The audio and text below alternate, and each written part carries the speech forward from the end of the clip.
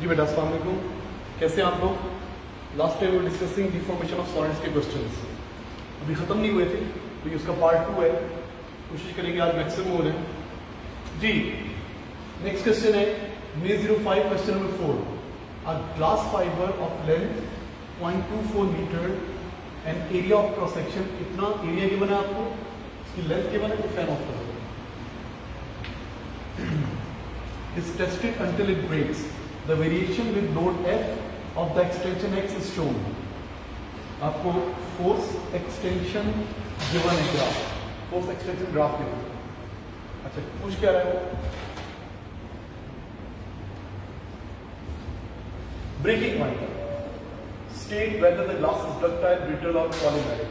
Glass क्या होता है बेटा, ग्लास इज ब्रिटल मटेरियल, क्योंकि ब्रेकिंग पॉइंट तक वो स्ट्रेट लाइन है और परमानेंट डिफॉर्मेशन नहीं आता। ये लोडिंग कर्व है, ये अनलोडिंग कर्व है।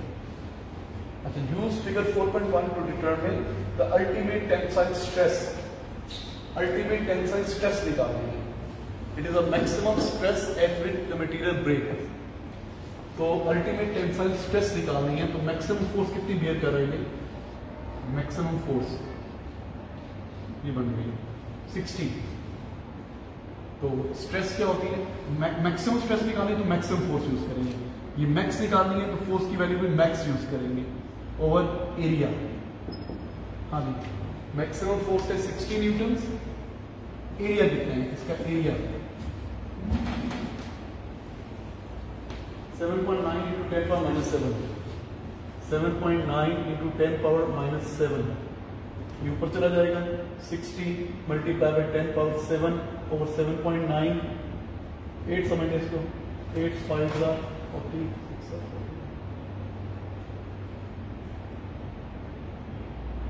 6 पॉइंट समथिंग आ गया, 6 इंटू 10 पावर 7।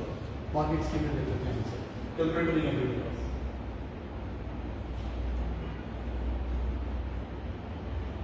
इसका आंसर आ रहा है आपको 7.6 इंटू 10 पावर 7, 7.6 इंटू 10 पावर 7। अब यंग मॉडल्स निकालना है, यंग मॉडल्स। अच्छा भाई ये हो गया, ये आ गया 7.6 इंटू 10 पावर 7 पास्कल्स। अब हमें यंग मॉडल्स निकालना है। What is young models, young models होता है स्ट्रेस ओवर स्ट्रेन। स्ट्रेस की वैल्यू तो है, स्ट्रेन चेक कर लेते हैं। स्ट्रेस और स्ट्रेन क्या होता है, ई ओवर एन। स्ट्रेन होता है ई ओवर एन, तो ये हो जाएगा stress into length over extension. बेटा यंग मॉडल्स में स्ट्रेस ओवर स्ट्रेन, स्ट्रेस की वैल्यू तो है अभी अपने निकालनी, स्ट्रेन की जगह लिखना एक्सटेंशन और रिजल्ट। एक्सटेंशन यहां से आ जाएगी, इधर एक्सटेंशन कितनी है, एक्सटेंशन की वैल्यू है 3 into 10 power minus 4, 3 into 10 power minus 4, extension की वैल्यू भी है। लेंथ कितनी है, ओरिजिनल लेंथ, ओरिजिनल लेंथ देखते हैं गिवन की नहीं गिवन। हाँ जी 0.24, आपको लेंथ गिवन थी 0.24, original length is given to you. ये है 7.6 into 10 power 7, original length 0.24 over extension कितनी है 3 इंटू 10 पावर माइनस 4।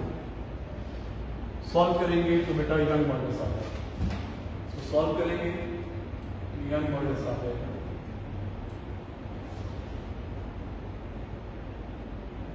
हाँ जी, अपने पहले स्ट्रेन भी निकाल सकते हैं, उसके बाद अलग से अलग यूज कर सकते हैं। तो आ रहा है 6.1 इंटू 10 पावर 10, 6.1 इंटू 10 पावर 10 आ रहा है।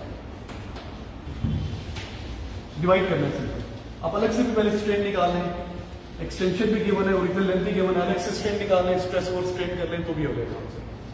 उसके बाद नेक्स्ट कहते हैं the maximum strain energy, the maximum strain energy stored in the fibre. Maximum strain energy निकालनी है, आपको ग्राफ में गिवन था, यहाँ पे एक्सटेंशन थी, यहाँ पे फोर्स थी। ओके ये वैल्यू कितनी थी 3 इंटू 10 पावर माइनस 4 और ये मेरे 60 थी। तो आपको पता है ये एरिया जो होता है ना एनर्जी स्टोर की, ये area maximum energy store, half into base into height 30, 90 into 10 power minus 4 या 9 मिली जॉल्स, 9.0 मिली जॉल्स। अच्छा बेटा आगे कहते हैं, आंसर चेक कर लो।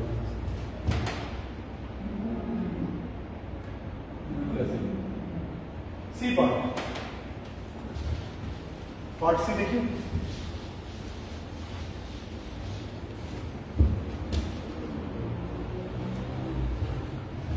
जी जनाब, पार्ट सी। ब्लर तो नहीं आ रहा होगा, चेक करना। A hard ball and a soft ball with an equal masses and volumes are thrown at a glass window. The ball hits the window at the same speed, suggests why the hard ball is more likely than the soft ball to break the glass. Draw करके देखिए जी, ये glass है, same speed से फेंक रहे हैं hard ball को और सॉफ्ट बॉल को। ये हार्ड और ये सॉफ्ट, सेम स्पीड से, सेम मैस की बॉल है, इक्वल मैसेज और वॉल्यूम इक्वल है। Thrown at the glass window, the ball hit the window at the same speed. ये सेम स्पीड से टक्कर मारती है। हार्ड बॉल टक्कर मारेगी तो यूं होगी, सॉफ्ट बॉल टक्कर मारेगी तो यूं हो जाएगी कंप्रेस। हार्ड बॉल डिफॉर्म नहीं होगी, सॉफ्ट बॉल। यहां पे इसकी कौन सी एनर्जी है? Kinetic energy of ball. यहां पे क्या होगा? वो रुक जाएगी ना बॉल, तो कन्वर्ट हो जाएगी elastic potential energy of system. Elastic potential energy of system बोल रहा हूं। सिस्टम में बॉल प्लस ग्लास दोनों को मिलेगी। तो जब बॉल जा रही है, टक्कर मारेगी, तो क्या हो जाएगा? बॉल की जो काइनेटिक एनर्जी है वो सिस्टम की ड्यूरिंग कोलिजन, जब वो इंपैक्ट पे है, जब वो रुकी हुई है, तो काइनेटिक एनर्जी जीरो होगी। साउंड एनर्जी जो आ रही है उसको इग्नोर कर देंगे, निगलिजिबल। तो होगा क्या? तो बॉल की जो काइनेटिक एनर्जी है वो elastic potential energy of the system बन जाएगी। ये बात क्लियर है? अच्छा, हार्ड बॉल क्या होती है? ये it compresses more, it deforms more, ये ज्यादा डिफॉर्म होती है, और इट डिफॉर्म्स लेस, ये लेस डिफॉर्म होती है। डिफॉर्मेशन मतलब इसका एक्सटेंशन क्या है? इसका एक्सटेंशन या डिफॉर्मेशन क्या है? लेस है। अच्छा बेटा, तो होता क्या है? जब बॉल डिफॉर्म होती है ना, उसकी इलास्टिक पोटेंशियल एनर्जी बनती है। तो इलास्टिक पोटेंशियल एनर्जी सिस्टम में कौन कौन शामिल है? Ball plus glass. सुनने बॉल, बॉल प्लस ग्लास। तो हो ये रहा है, जो चीजें ज्यादा डिफॉर्म होती है उनमें ज्यादा एनर्जी स्टोर होती है। अब हो ये रहा है कि जब हार्ड बॉल टक्कर मार रही है, हार्ड बॉल कम डिफॉर्म हो रही है ना, तो हार्ड बॉल में इलास्टिक पोटेंशियल एनर्जी कम स्टोर हो रही है, वो ग्लास को मिल रही है। ग्लास पे ज्यादा एनर्जी ट्रांसमिट हो रही है, ग्लास को ज्यादा एनर्जी मिल रही है। Soft ball during impact compresses more, it deforms more. जब डिफॉर्म्स मोर होगा तो इसमें इलास्टिक पोटेंशियल एनर्जी ये खुद ज्यादा लेगा, ग्लास के लिए कम, ग्लास को कम ट्रांसफर करेगा। तो इस केस में ग्लास को इलास्टिक पोटेंशियल एनर्जी कम ट्रांसफर होगी, इस केस में ग्लास को इलास्टिक पोटेंशियल एनर्जी ज्यादा ट्रांसफर होगी। तो हार्ड बॉल के केस में glass is more likely to break, soft ball अपनी एनर्जी अंदर ज्यादा एनर्जी रखेगी। सपोज कर लेना ये 10 जॉउल एनर्जी है बॉल की काइनेटिक एनर्जी। यहां पे क्या हो रहा है? बॉल को अंदर स्टोर हो रही है 2 जॉउल, ग्लास को मिल रही है 8 जॉउल, क्योंकि कम कंप्रेस हो रहा है, इसमें कम एनर्जी स्टोर होगी। इसको इलास्टिक पोटेंशियल एनर्जी ज्यादा मिल रही है। इस केस में क्या हो रहा है? इसको मिल रही है सपोज 7 जॉउल्स, इसमें कितनी ट्रांसफर हो रही है? 3 जॉउल्स। हम सपोज वैल्यू समझा रहे हैं। तो अब ये बता रहे हैं कि जब बॉल को टक्कर मारेंगे, हार्ड बॉल लेस कंप्रेस होता है, तो less elastic potential energy stored in the hard ball, more energy is transferred to the glass window. Soft ball compresses more, so more elastic potential energy is stored, it deforms more, compresses more in soft ball, and less energy is transferred to glass window, therefore it is less likely to break here and it is more likely to break here. ये बताएं कि during impact होता क्या है? Kinetic energy of the ball is converted into elastic potential of the system. In system there is glass and ball. Soft ball compresses more, so more energy, more elastic potential energy is stored in the soft ball and less is transmitted to glass, so glass is less likely to break. In this particular case, the hard ball compresses less, it deforms less elastic potential energy is stored in hard ball, therefore more is transferred to the glass, so it is more likely to break. ऐसे करके बताएंगे। कुछ बच्चे इसको ऐसे भी लिखते हैं कि सर ये कंप्रेस हो रही है तो इसका स्टॉपिंग टाइम ज्यादा है, स्टॉपिंग डिस्टेंस, स्टॉपिंग टाइम ज्यादा है, इसका डिसेलरेशन कम है, तो फोर्स कम लगा रहे हैं। ये भी हो सकता है, लेकिन इसके ज्यादा मार्क्स नहीं है। ज्यादा मार्क्स मार्किंग स्कीम में इसी के आप इलास्टिक पोटेंशियल एनर्जी की टर्म पे लिखिए। ठीक है, नेक्स्ट क्वेश्चन, मुश्किल क्वेश्चन। नेक्स्ट बेटा, May 06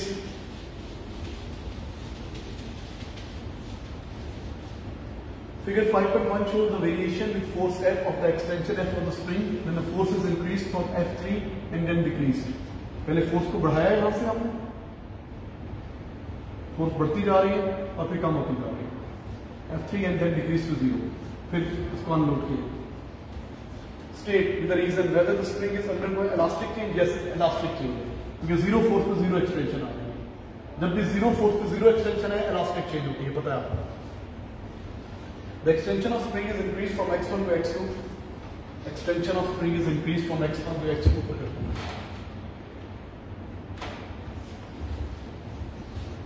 हाँ जी. The extension of spring is increased from x1 to x2. x1 से x2 तक जा रहे हैं, extension को increase कर रहे हैं. Show that work done in extending the spring is given by, आपने ये derive करना फॉर्मूला. वर्क डन किसके इक्वल होता है? एनर्जी स्टोर, और वही वाली एनर्जी होती है. वर्क डन किसके इक्वल होता है? एनर्जी स्टोर और ये एनर्जी. अब ये energy is equal to work done is equal to area under the graph. Area क्या बोल रहे हैं? Half into sum of parallel side F1 plus F2 into distance between parallel side. ये x1 है, ये x2 है, तो ये डिस्टेंस कितना बनेगा? x2 minus x1.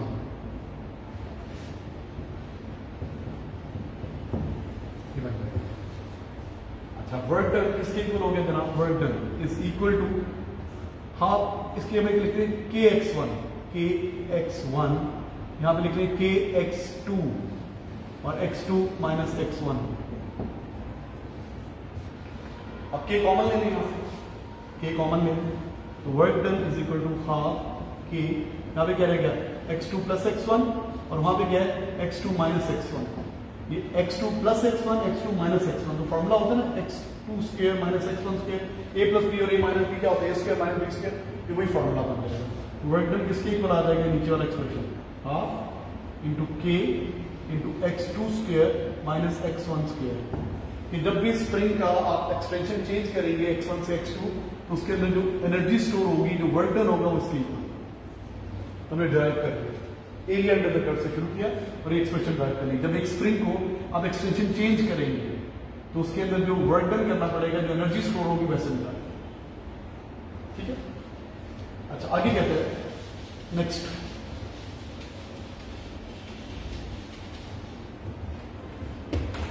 हमने फॉर्मूला ड्राइव कर लिया. नेक्स्ट देखिए, ये पार्ट मुश्किल है ना. हमने पीछे फॉर्मूला डिराइव किया. Work done is equal to half k x2 square minus x1 square. ये फॉर्मूला डिराइव करके आएंगे. ओके, मैंने ट्रॉली इज इन इक्विलिब्रियम. दो, एक ट्रॉली है इक्विलिब्रियम में, ये दो स्प्रिंग्स हैं. इस spring are extended by 4.5 centimetre. इसके अंदर एक्सटेंशन भी कितना है? 4.5 सेंटीमीटर इसका x1, और इसके अंदर भी एक्सटेंशन कितना है? 4.5 सेंटीमीटर इसका एक्सटेंशन को बोलो x1. दोनों का same extension. Spring constant given है आपको 16 न्यूटन पर सेंटीमीटर. ये न्यूटन पर सेंटीमीटर में गिवन है 16 न्यूटन पर सेंटीमीटर. मीटर में चेंज करेंगे तो इसलिए माइनस 16 न्यूटन. सेंटी के लिए कितनी होती है? -2 मीटर. ये मल्टीप्लाई हो जाएगा तो 1600 न्यूटन पर मीटर स्प्रिंग कांस्टेंट है. आप देंगे तो सेंटीमीटर को मीटर में चेंज करना तो 100 पे डिवाइड करते हैं ना, ये डिनोमिनेटर में है, इससे 100 से मल्टीप्लाई करना. अच्छा, the trolley is moved a distance of 1.5 centimetre along the spring. आपने इसको 1.5 सेंटीमीटर आगे ले गए. आप ट्रॉली को कहां पे ले गए? ट्रॉली को आगे ले गए, आगे आगे. जब 1.5 सेंटीमीटर आगे ले जाएंगे तो यहां पे एक्सटेंशन कितना हो जाएगा? अब 1.5 सेंटीमीटर को आगे ले गए, ये एक्सटेंशन कितना हो जाएगा? 4.5 प्लस 1.5, ये हो जाएगा 6 सेंटीमीटर. 6 सेंटीमीटर इसका x2 हो जाएगा, और इसका एक्सटेंशन कम हो जाएगा. 4.5 से 1.5 माइनस कर लें, इसका x2 कितना हो जाएगा? 3 सेंटीमीटर. एक का एक्सटेंशन ज्यादा हो जाएगा, एक का एक्सटेंशन कम हो जाएगा. The trolley is moved a distance of 1.5 centimeter in the direction of spring. This causes extension of one spring to increase and extension of the spring to decrease. The trolley is then released. The trolley accelerates and reaches the maximum speed with the equilibrium position, assuming the spring obeys Hooke's law. Use an expression to determine the maximum speed of the trolley. आप जब यूं करेंगे तो work done करेंगे ना, दोनों spring के against work done करेंगे, और जब छोड़ेंगे तो ये वापस आएगा और वर्क डन काइनेटिक एनर्जी में कन्वर्ट हो जाएगा। हमने इसको आगे लेके जाने में वर्क डन किया और work done is converted into kinetic energy.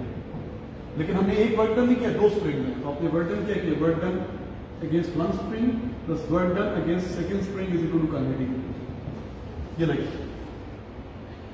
सो अब आपके पास ये फॉर्मूला है, वर्क डन एक स्प्रिंग में वर्क डन करने का ये फॉर्मूला है, हाफ के x2 square minus x1 square, इस पे भी लगेगा प्लस इस पे भी लगेगा, हाफ के x2 square minus x1 square. दो स्प्रिंग्स है ना, दोनों स्प्रिंग के अगेंस्ट वर्क डन कर रहे हैं। जब इसको यूं लेके जा रहे हैं, ये इसके अंदर इलास्टिक पोटेंशियल ज्यादा होती है और इसकी थोड़ी कम होती जा रही है, लेकिन वर्क डन दोनों के अगेंस्ट हो रहे हैं, और जब छोड़ेंगे तो वर्क डन काइनेटिक एनर्जी में कन्वर्ट हो जाएगा। तो कॉन्सेप्ट ये है कि work done is converted into kinetic energy. दोनों स्प्रिंग्स का वर्क डन निकालना पड़ेगा। ये फॉर्मूला दो बार लगेगा, मैं इसको मिटा के ऊपर लिख रहा हूँ, देखा जब तो पहले एक स्प्रिंग के लिए क्या हो जाएगा, हाफ के की वैल्यू कितनी है 1600,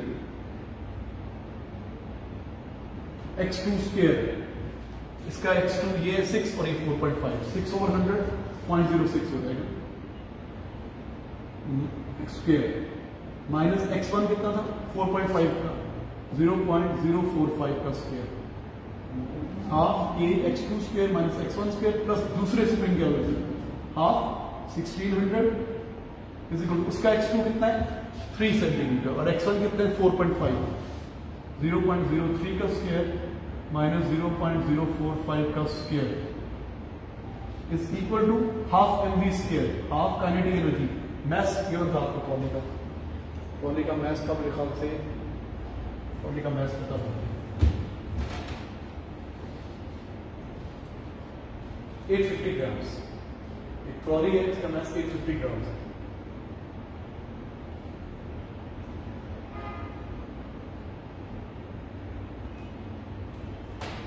grams, half mv square kinetic energy, half 850 grams है ना, तो 1000 से डिवाइड करेंगे इनटू v से। तो बेसिकली कॉन्सेप्ट क्या यूज किया आपने, work done against one spring plus work done against second spring is equal to half mv square, ये लगे आप। तो जब कॉली को राइट पे लेके जा रहे हैं तो दोनों स्प्रिंग के अगेंस्ट वर्क डन हो रहा है। एक स्प्रिंग की जब एक्सटेंशन चेंज होती है, पिछले पार्ट में आपने वर्क डन का फॉर्मूला डिराइव किया है, दोनों स्प्रिंग के अगेंस्ट वर्क डन हो रहा है and work done is equal to kinetic energy transfer. देखिए ना, मुश्किल क्वेश्चन है, आपको इसलिए करवाया। अब नेक्स्ट टाइम में रखिएगा, ऐसे ही होगी, सॉल्व करेंगे तो बड़ा आंसर आ जाएगा इसका, वैल्यू डाल।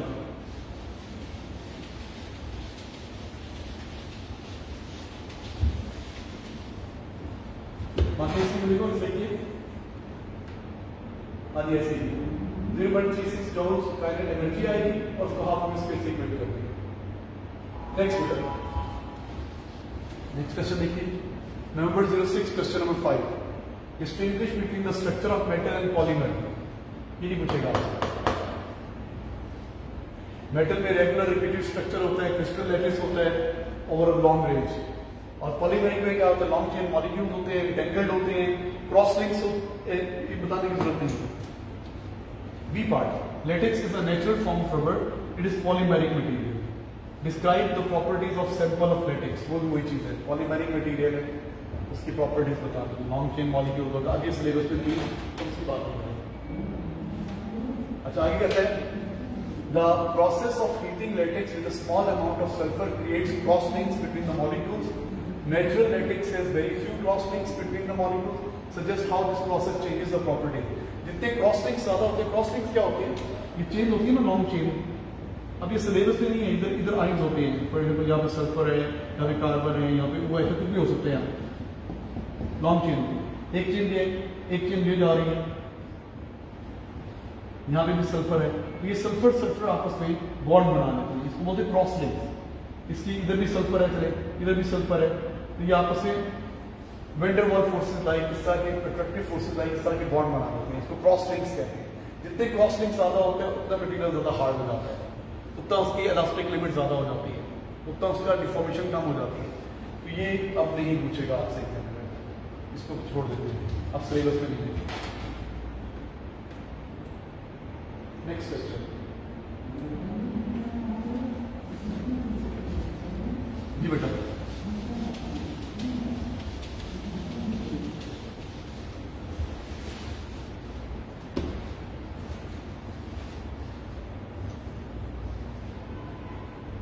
straight wire of unstraight length L has electrical resistance R. When stretched by a force F, the wire extends by an amount delta L and its resistance increases by R. Delta R. मतलब पहले length कितनी थी L, तो बाद में कितनी हो जाती है L प्लस डेल्टा L. आप ये करते हैं, पहले स्ट्रेस R थी तो बाद में कितनी हो जाती है R प्लस डेल्टा R ही कह रहे हैं question. Cross sectional area is remain constant. Area same. State the relationship of RL and A and the resistivity of the material. क्या relation होता है? R is equal to rho L over A. Show that the fractional change in resistance is equal to strain in wire. Fractional change in resistance. Fractional change in resistance क्या होगी? Delta R over R. ये किसके equal आपने show करना है? Strain के equal. मतलब आपने शो करना है ये डेल्टा L over L के equal. Fractional change in resistance इसके इक्वल. अच्छा, अगर ये इक्वेशन ये है तो दूसरी इक्वेशन ये बन जाएगी ना R प्लस डेल्टा R. यहां पे क्या रहेगा? R L plus delta L over A. देखो ना, R जब ये इनिशियल रेजिस्टेंस R थी तो R से कितनी होगी? R प्लस डेल्टा R हो जाएगी. जब लेंथ कितनी हो जाएगी? ये हो जाएगी. अब ये इक्वेशन 1 है, ये इक्वेशन 2 है. अच्छा, मुझे क्या निकालना है? मुझे डेल्टा आर ओवर आर निकालना है. डेल्टा आर ओवर आर यहाँ पर है, डेल्टा आर यहाँ पर है. अच्छा, पहले डेल्टा आर को सब्जेक्ट बनाना है ना. तो बेटा अगर मैं इक्वेशन 2 से इक्वेशन 1 को माइनस कर दूँ, थोड़ा और से देखिए, तो आर आर से कैंसिल हो जाएगा. रो एल ओवर ए यहाँ भी है, रो एल ओवर ये भी कैंसिल हो जाएगा. तो अगर मैं इनको माइनस कर दूँ तो सिर्फ डायरेक्टली लिख सकते हैं 2 माइनस 1. इक्वेशन को माइनस कर दूँ तो आर प्लस डेल्टा आर में से आर माइनस करेंगे तो खाली डेल्टा आर आएगा is equal to rho L over A minus rho L over A cancel हो जाएगा. Rho delta L over A. मैंने क्या किया? देखो, एक इक्वेशन ये थी, दूसरी ये थी. अब इसके बाद डायरेक्टली वो भी लिख सकते हैं, ऐसे लिख सकते हैं R is equal to rho L over A. ये दोनों तो कांस्टेंट है ना, तो delta R is equal to rho delta L over A. ये डायरेक्टली भी लिख सकते हैं, या इस चीज को माइनस करेंगे तो भी वो आता है. अब क्या है? ये इक्वेशन 3 है. अब जरा गौर से देखिए, ये इक्वेशन 1 है, वो इक्वेशन 2 है. मुझे ये बनाना है, तो वहां पे डेल्टा आर है, यहाँ पे आर है. अगर मैं इनको डिवाइड कर दूं, इन इक्वेशन को क्या करूं? इक्वेशन 3 डिवाइडेड बाय इक्वेशन 1, तो क्या आ जाएगा? इक्वेशन 3 वो है ना, डेल्टा आर, इसकी लेफ्ट हैंड साइड, इसकी left hand side R over R is equal to, इसकी लेफ्ट हैंड साइड क्या है? Rho delta L over A over rho L over A. तो क्या हो जाएगा? रो एल एल ए से कैंसिल हो जाएगा. तो क्या रहेगा? Delta L over L. और यही चीज प्रूव करनी थी स्ट्रेन के इक्वल. स्ट्रेन के इक्वल है बेटा, ये प्रूव करना था कि fractional change in length strain के इक्वल है. स्ट्रेन क्या होता है? ये फ्रैक्शनल चेंज होता है चेंज ओवर ओरिजिनल लेंथ. ये प्रूव कर दिया हमने. तो पहले ये फॉर्मूला लिखा, फिर ये लिखा. आप इसके बाद को डायरेक्टली भी लिख सकते हैं, ऐसे लिख सकते हैं. उनको डिवाइड कर देंगे बीच में. पार्ट बी जब प्रूव कर लिया कि fractional change in resistance strain के इक्वल है. जो चीज एग्जामिनर प्रूव कराता है ना, अक्सर उसी से रिलेटेड अगले पार्ट में क्वेश्चन पूछता है. बी पार्ट देखते हैं. Part B, a steel wire has cross sectional area 1.2 into 10 power minus 7, ये minus 7 metre square. Area given है आपको, एंड द रेजिस्टेंस 4.17. आर भी गिवन है, आर गिवन है, ए गिवन है. द यंग मॉडुलस भी गिवन है, कैपिटल ई भी गिवन है. The tension in the wire is increase from 0 to this. Tension को बढ़ाया आपने. फोर्स गिवन है, टेंशन फोर्स गिवन है. The wire obeys Hooke's law at these values in tension. Determine the strain in the wire and hence change in resistance. पहले strain निकालनी है आपने. Okay, strain निकालनी. Young modulus गिवन है, area given है, force given है. Okay, तो formula होता है young modulus का stress over strain. strain निकालनी है.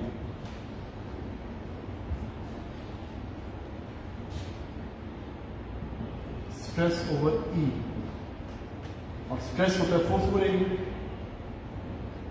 अलग से निकालें। फोर्स पी है 72, एरिया भी 72 और एरिया कितना है 1.2 इंटू 10⁻⁷। यहाँ से स्ट्रेस आ जाएगी, स्ट्रेस की वैल्यू यहाँ पे डाल देंगे और यंग मॉडुलस की वैल्यू यहाँ से डाल देंगे। ये दोनों यूज करेंगे तो स्ट्रेन की वैल्यू आ जाएगी। वैल्यूज है आपके पास, कैलकुलेटर पे है। फिर ये स्ट्रेस निकाल दें, फिर ये यंग मॉडुलस की वैल्यू है, ये ई जो होता है ना स्ट्रेन होता है, इन दोनों को यूज करेंगे तो स्ट्रेन आ जाएगा। स्ट्रेन का आंसर आ रहा है 2.86 इंटू 10⁻⁻3। आंसर देखिए 2.86 इंटू 10⁻⁻6 की कोई यूनिट नहीं होती। अच्छा आगे स्ट्रेन निकालिए। Determine the strain the wire and hence change in resistance निकालिए। अब मुझे पता है स्ट्रेन किसके इक्वल है, हमने भी प्रूव किया था delta R over R is equal to strain के इक्वल है। अभी हमने पिछले बार में प्रूव किया। अब आपने डेल्टा ये निकालना है तो आर स्ट्रेन से मल्टीप्लाई हो जाएगा, तो डेल्टा आर किसके इक्वल हो जाएगा R into strain. What is R? R की वैल्यू कितनी है 4.17 मल्टीप्लाई विद स्ट्रेन कितना आया था 2.86 इंटू 10⁻⁻3 2.86 इंटू 10⁻⁻3। सॉल्व करेंगे तो बेटा चेंज इन रेजिस्टेंस आ जाएगी 1.19 into 10⁻⁻2 1.19 into 10⁻⁻2 ohms is change in resistance. तो मुश्किल नहीं था, डेरिवेशन आगे आ जाएगी तो आगे सॉल्व। ठीक है बेटा जी। Next question November 07 question number 4। November 07 question number 4 ये भी मुश्किल क्वेश्चन है बेटा। इस टॉपिक के क्वेश्चन मुश्किल है इसलिए सारे कर रहा हूं। November 07 question number 4।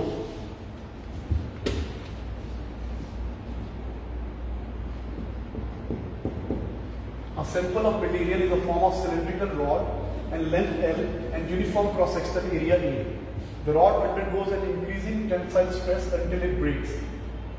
Maximum stress है। Figure 4.1 shows the variation in stress strain graph है और ये maximum strain के बने हैं ऊपर तक ये ग्राफ।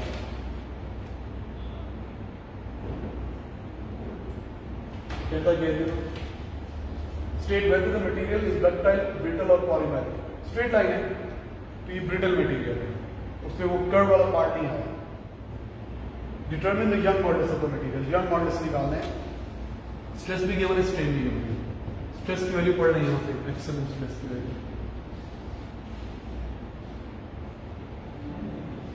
10 है।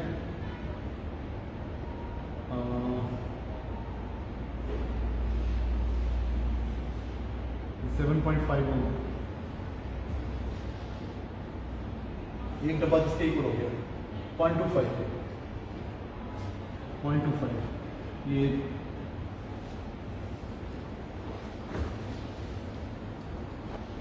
आगे 0 है 10 है 7.5 होगा 0.25 ये 10 है ना 0.25 ये हो जाएगा 9.5 और ये 10 पावर 8 ये 10 पावर 8 है 9.5 10 पावर 8 और ये तो ऊपर क्या है ये वैल्यू स्ट्रेन की वैल्यू है 1 2 3 4 5 6 7 8 9 10 ये होगा 0.005 ओके एक डब्बा पॉइंट ओके तो हो जाएगा सही कर रहा हूँ ये कितने डब्बे ऊपर है 1 2 3 4 5 6 बॉक्सेस हैं तो 6 मल्टीप्लाई बाय 0.0005 कितना होगा 0.0030 0.013 आ गया। पढ़ना थोड़ा मुश्किल है, इसको पढ़ लेंगे आप तो डिवाइड कर देंगे। Stress is equal to Young modulus किसके इक्वल है stress 9.5 into 10 power 8 over 0.013। Graph से वैल्यूज पढ़ ली है, बड़ी बात नहीं है, लेकिन प्रॉब्लम नहीं है मार्किंग से भी सही किया सही किया 0.013। आंसर कितना आ रहा है 7.3 इंटू 10 पावर 10 7.3 इंटू 10 पावर 10 आ रहा है वैल्यू सही है 7.3 × 10 पावर 10 यंग मॉडल्स आ जाएगा। ग्राफ से वैल्यूज पढ़ेंगे, स्ट्रेस और स्ट्रेन वैल्यूज पढ़ना थोड़ा मुश्किल है, पढ़ लेंगे हो जाएगा। नेक्स्ट पार्ट कहते हैं अच्छा उसकी ब्रेकिंग स्ट्रेस की वैल्यू कितनी हमारी 9.5 × 10 पावर 8 पास्कल्स की ब्रेकिंग स्ट्रेस चाहिए हो गया। A second cylindrical rod of the same material has spherical bubble in it. इसके अंदर spherical bubble है। ये cylindrical rod है, उसके मटेरियल के अंदर bubble है, as illustrated in figure. The rod had cross sectional area this much.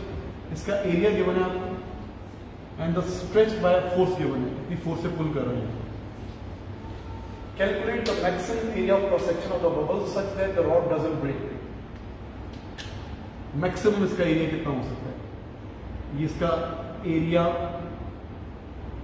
Max बता दें।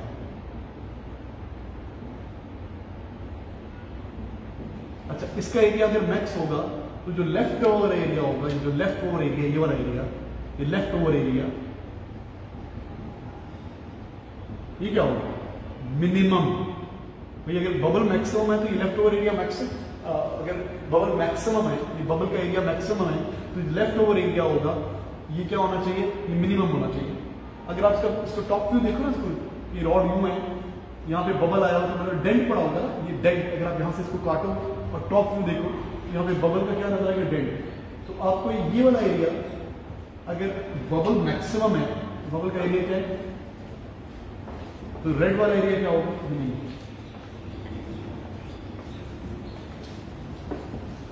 तो आप क्या करें, टोटल एरिया जो है, टोटल एरिया में से रेड वाला मिनिमम एरिया माइनस कर देंगे तो बबल का एरिया आ जाएगा।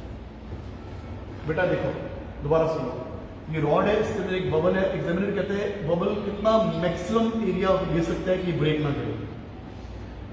ब्रेकिंग की बात करें तो ब्रेकिंग स्ट्रेस यूज करेंगे, ब्रेकिंग स्ट्रेस यूज करेंगे। ब्रेकिंग स्ट्रेस में मैक्सिमम स्ट्रेस होती है ना, मैक्सिमम स्ट्रेस कब होती है, जब एरिया मिनिमम होता है। Breaking stress maximum stress, force तो कांस्टेंट है, एरिया मिनिमम यूज करेंगे। तो अब ये फॉर्मूला यूज करके हम मिनिमम एरिया निकाल देंगे रेड वाला। जब रेड वाला एरिया मिनिमम है तो टोटल तो बबल का एरिया मैक्सिमम है। तो मैं क्या करूं, मैक्सिमम स्ट्रेस यूज करूं 9.5 × 10 पावर 8, फोर्स कितनी है 1.9 × 10 power 3 newton divide by area minimum. ये इधर चला जाएगा, इधर आ जाएगा, area minimum is equal to 1, ये हो जाएगा 1900 1900 9.5 × 10 पावर 8, ये कितना आ रहा है 9 5 ये देखा 2 × 10 पावर -6 मीटर स्क्वायर।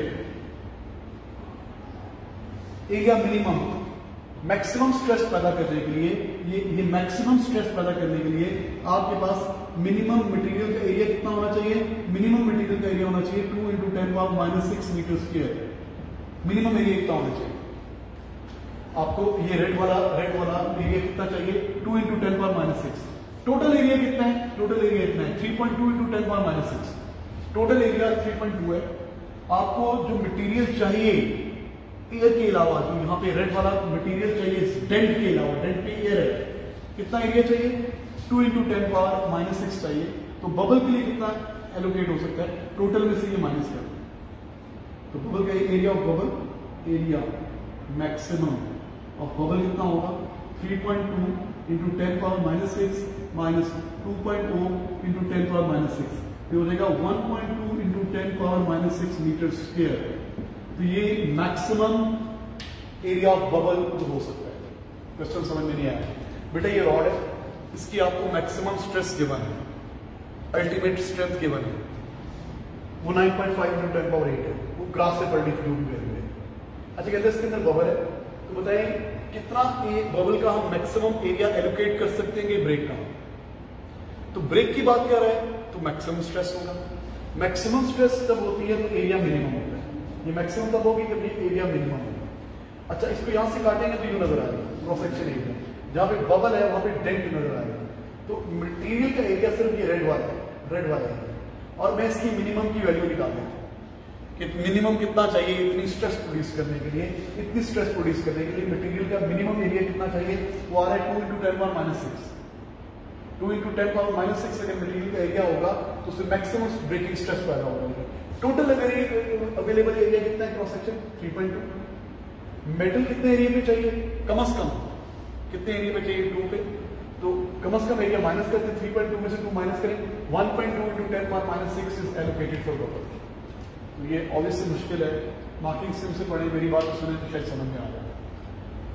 तो मुझे कैसे पता चला कि ये बात कर रहा है, ब्रेकिंग की बात कर रहा है, तो ब्रेकिंग स्ट्रेस यूज करें। अब बबल का एरिया मैक्स कब होगा, जब मटेरियल का एरिया मिनिमम होगा, और मटेरियल का एरिया मिनिमम इस मैक्सिमम को यूज करके निकाल सकते हैं।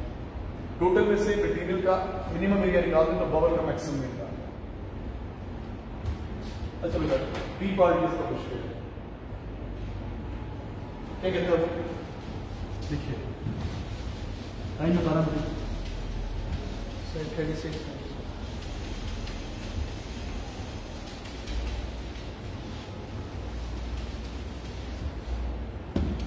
अच्छा भाई, a straight rod of same material is bent as shown, suggest why the rod can be bent more than a thick, why the thin rod can be bent more than a thick rod without breaking। Suppose कर ले rod आपका ये A B C D, सुनिए जरा, ये यहां तक था, जब इसको मोड़ते हैं ना तो आउटर साइड एक्सटेंड हो जाती है, इनर साइड कंप्रेस हो जाती है, यूं हो जाती है।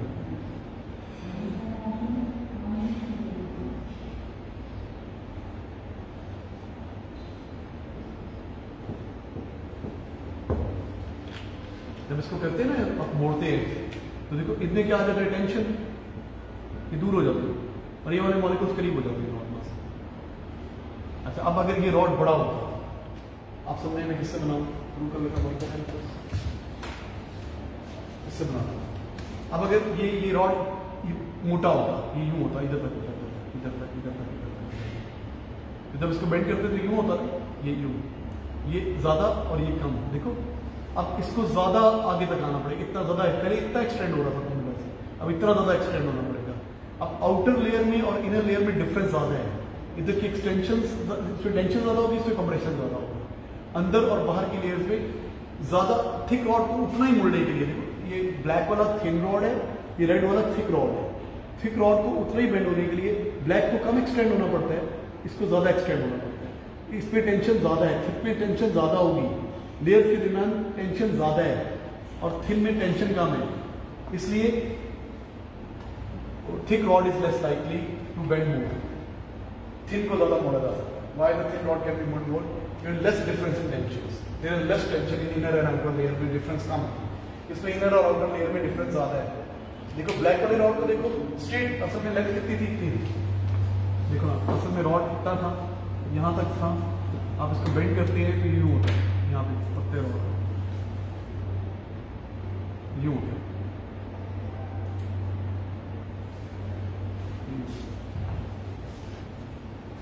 अगर ये मोटा रॉड हो, मोटा ब्लैक वाली, थैंक यू स्टूडेंट्स।